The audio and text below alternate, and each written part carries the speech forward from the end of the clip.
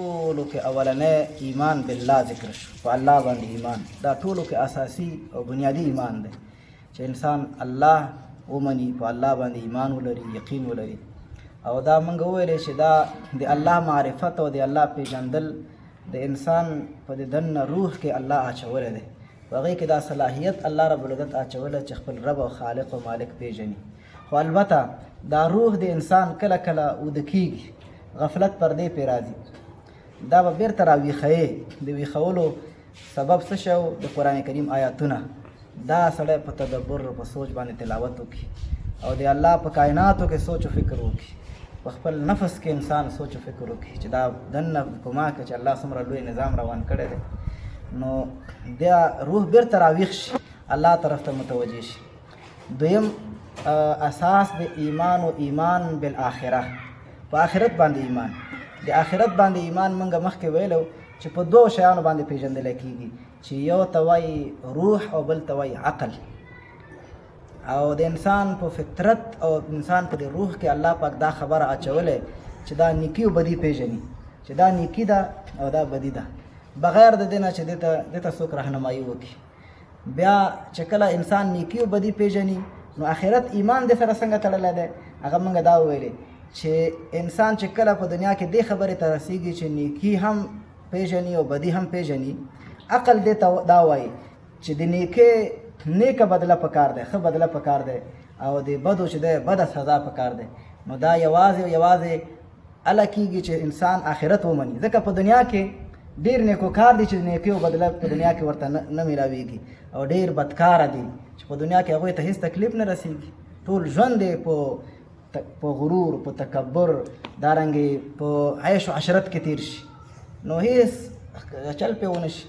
نو اوس عقل د انسان دا وایي چې کله نیکي نیکي ده، بدي بدي ده، نو د نیک انسان نیکه بدله پکار دی، د بد انسان چې د بد سزا د هغې پکار دی. موږ په دنیا کې ډېر داسې وینو چې نشته، نو عقل د انسان اوس دا وایي چې یو بله دنیا پکار دی چې هلته د نیکوکار انسان ته نیکه بدله ورکړی شي او د بدکاره انسان ته بد سزا ورکړی شي.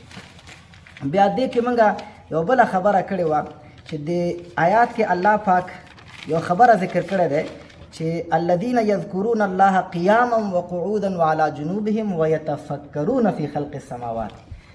انسان چې کامل انسان جوړیږي، دا هله جوړیږي چې په هغې کې دوه کارونه موجود وي، یو ته وایي ذکر او بل ته وایي فکر. یوازې په ذکر هم نه کېږي چې انسان کامل شي، چې همیشه الله الله کوي خو د فکر نه کوي، سوچ نه کوي، او یوازې په فکر هم نه کېږي چې یو انسان خالی فکر کوي او د الله ذکر نه کوي. دا دواړه چې کله یو ځای شي، بیا انسان کمال ته رسیږي، کمال درجې ته رسیږي، بیا د الله معرفت ته هم رسیږي او د آخرت معرفت ته هم دا انسان رسیږي. د دې په باره کې د مولانا روم رحمت الله علیه چې دا د ترکیه چې اوس ورته وایي، هلته یو عالم تیر شوی دی، هم شاعر و هم عالم و، هغه یو شعر ویلی دی د ذکر و د فکر په باره کې. هغه فرمایي، هغې ته پیر رومي وایي، یعنی علامه اقبال رحمت الله علیه هغه په خپل پیری باندې ویلو چې دا زما پیر دی او زه یې مرید یم. د خپل پیر دا اول شعرونه دي مولانا روم. هغه وایي این قدر گفتم باقی فکر کن، وایي ما دومره درته وویلی نور ته خپله سوچ وکړه. فکر اگر جامد بود رو ذکر کن، چې فکر کله ستا جامد شو، معنا دا دی چې ته په الله په کائناتو کې سوچ کوي، فکر کله جامد شي ودرېږي، مخکې عقل کار پرېږدي، نو بیرته به ته څه کوې؟ رو ذکر کن، بیا لاړ شه بیا ذکر کوه. نو کله کله فکر کار پرېږدي، نو سړی حیران شي چې دا دومره لوی کائنات، دا اسمان ته وګوره، دا نظام ته وګوره، شپه و ورځ دې کې چې سوچ وکړي کله انسان دې کې ودرېږي. عقل خلک وایي که نه عقل مې کار پرېښوده، چې عقل دې کار پرېږدي، وایي ته به لاړ شې رو ذکر کن، بیرته ته د الله ذکر شروع کړه، قرآن کریم تلاوت وکړه یا نور ذکرونه وکړه، بیرته د دا فکر چلیږي. وی ذکر آرد فکر را در احتزاز. مولانا روم رحمت الله علیه فرمایي چې دا ذکر هغه شی دی چې دا فکر په حرکت کې راولي. فکر چې کله ودرېږي جامد شي، بیرته په حرکت کې لکه څنګه چې ګاډی ودرېږي که نه، خلک وایي چې یا تیل ختم د تیل پکې واچوه یا کلي بیرته ورکړي هغه سټارټ شي. نو مولانا روم رحمت الله علیه فرمایي که چېرته فکر ستا یو ځای کې ودرېده، جام شو، مخکې نور نه ځي، نو دا به په څه باندې چلی چې مخکې لاړ شي؟ دا به په ذکر باندې. وایي فکر را ذکر آرد، فکر را در اهتزاز. مولانا روم رحمت الله علیه فرمایي چې دا ذکر هغه شی دی چې فکر په حرکت راولي. نور مخکې چې ته کله ذکر د الله ډېر کوي نو فکر د ډېر د الله په کائناتو کې نورم مخکې ځي، د الله معرفت نورم درته حاصلېږي. بیا همدغه باره کې چې علامه اقبال رحمت الله علیه همدغه شعرونه په فارسی کې ویلي دي، خو په نوره طریقه باندې. هغه وایي زه د مولانا روم وایي مرید یم، نو دا مرید اوس اشعار ویلي دي د ذکر او د فکر په باره کې. هغه فرمایي علامه اقبال رحمت الله علیه فرمایي جز به قرآن زی غمی روبایی است. ډېر ناشنا اشعار ویلي دي. وایي قرآن نه علاوه زمریتوب وایي ګیدړتوب دی. کوم انسان سره قرآن نه وي دا که زمری وي دا وایي څه دی؟ دا وایي ګیدړ دی. جز به قرآن زی غمی روبایی است. چې قرآن در سره نه وي که ځان نه هر څومره زمری کې وایي ته روبای ګیدړ. جز به قرآن زی غمی روبایی است. وایي فقر قرآن اصل شاهنشاهی است. مولانا علامه اقبال رحمت الله علیه فرمای فقر ویل کېږي د هغې په اصطلاح باندې علامه اقبال ویل کېږي اسلوب و طریقه د قرآن په طریقه او په تګلاره روانېدل اصل شاهنشاهي است. اصل بادشاهي چې دی دا ده چې انسان د قرآن په لاره روان شي، د دنیا ټولې دنیا بادشاه شي. څه به وکړي چې الله دا قیمتي کتاب تا سره نه وي موجود. نو علامه اقبال رحمت الله علیه فرمایي چې فقر قرآن اصل شاهنشاهي است. د قرآن په طریقه روانېدل، د قرآن په اسلوب روانېدل دا اصل شاهنشاهي دی، اصل بادشاهي خدا دی. بیا فرمایي فقر قرآن اختلاط ذکر و فکر. اوس د قرآن په تګلاره باندې تلل، د قرآن کریم په لاره تلل، دا اسلوب او دا طریقه انسان ته په څه حاصلېږي؟ دی وایي اختلاط ذکر و فکر. فقر قرآن اختلاط ذکر و فکر. قرآن کریم په لاره روانېدل انسان اله کولی شي چې دا دوه شیان یو ځای کړي، اختلاط ذکر و فکر، چې انسان هم ذکر کوي هم ورسره فکر کوي. بیا د انسان ته الله به د دې توفیق ورکوي چې دا د قرآن کریم په لاره روان شي. فرمایي فکر را کامل ندیدم جز به ذکر. هغه فکر وایي ما کامل په دنیا کې نه دی لیدلی چې هغه فکر سره د ذکر ملګرتیا نه وي. معنا دا ده چې فکر به اله کمال ته رسیږي چې کله ذکر ورسره ملګری شي. نو په دې آیاتونو کې الله کریم دا فرمایي چې ان فی خلق السماوات والارض. الله فرمایي یقینا په پیدایش د اسمانونو کې، والارض او په پیدایش د ځمکې کې، واختلاف اللیل والنهار او په بدلېدو را بدلېدو د شپې او ورځ کې، چې دا شپه ځي او ورځ راځي او ورځ ځي او شپه راځي. یا دا معنا چې شپه کله غټېږي ورځ لنډه شي، کله ورځ غټېږي شپه لنډه شي. نو دې کې وایي دا لآیات لأولی الالباب. په دې کې ډېر نښې دي د الله په قدرت باندې. خو کوم انسانانو دپاره چې کوم انسانان عقل والا خلک اولي الالباب. الذین دا خلق هغه انسانان دي یذکرون الله چې دوی د الله یادوي قیاما په ولاړه هم، وقعودا او په ناسته هم، وعلى جنوبهم او په اړخونو باندې هم. څه معنا؟ انسان د دې دریو حالاتو نه خالی نه وي، یا انسان ناستي، یا ولاړي، یا ملاستي. معنا دا دی چې د انسان نه په یو حال کې هم الله هېرېږي نه، نو په هر حال کې الله یادوي قیاما وقعودا وعلى جنوبهم. نو دا الله یادوي. دویم ويتفکرون فی خلق السماوات والارض. یوازې ذکر نه کوي، د الله په کائناتو کې فکر هم کوي. ويتفکرون فی خلق السماوات والارض.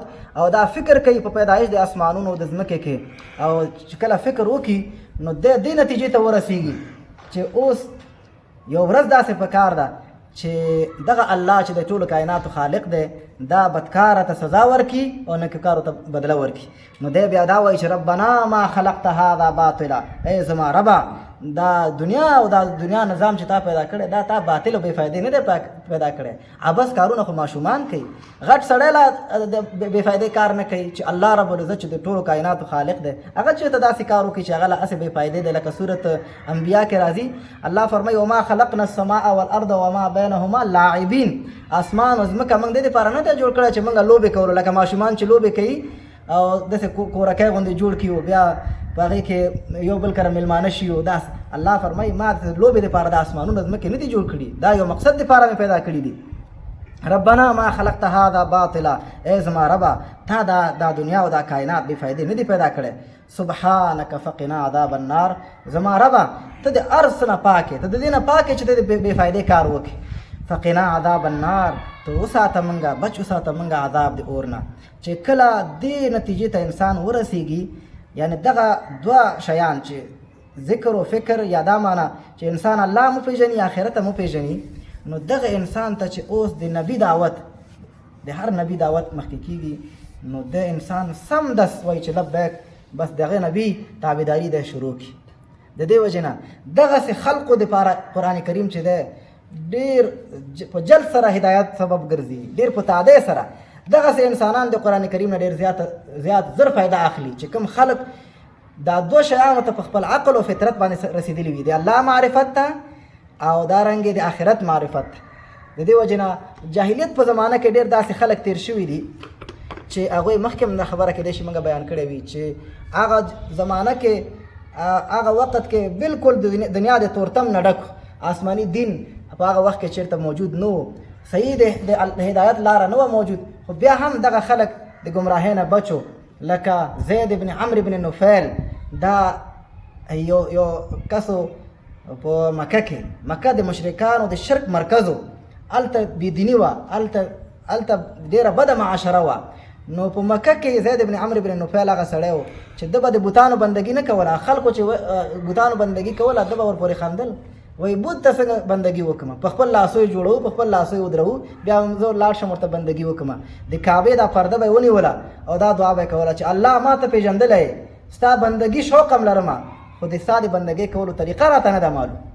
سلمان فارسي رضی الله تعالی عنه هغه انسان و چې 2.5 کاله عمر و، دا ټول د دین په صحیح دین په لټه کې هغه تېر کړی و، ماشومتوب نه د دین سره مینه وه، ولې د ده فکر او د عقل برابر و. دارنګې د نبي علیه السلام په دې مکه کې یو بل کس و، ورقه بن نوفل، چې د نبي علیه السلام بیبي خدیجه رضی الله تعالی عنها د هغې تره زوی کېدلو. نبي علیه السلام چې کله پیغمبر شو، خدیجه رضی الله تعالی عنها لاس نیولی هغې ته بوتلی و چې دا وراره نه دې پوښتنه وکړه چې دا څه وایي، دا خو وایي چې ما ته یو څوک راغلی و. نو ورقه بن نوفل دا هغه سړی و چې په جاهلیت کې د بت بندګي نه وه کړې، او دی په دې لټه کې چې زه باید صحیح دین پیدا کړم، مکه یې پرېښی و، شام ته تللی و. شام کې د بیا تورات یاد کړی و، او دارنګې دی خو عربي و، تورات به عبراني ژبې نه عربۍ ته اړولو.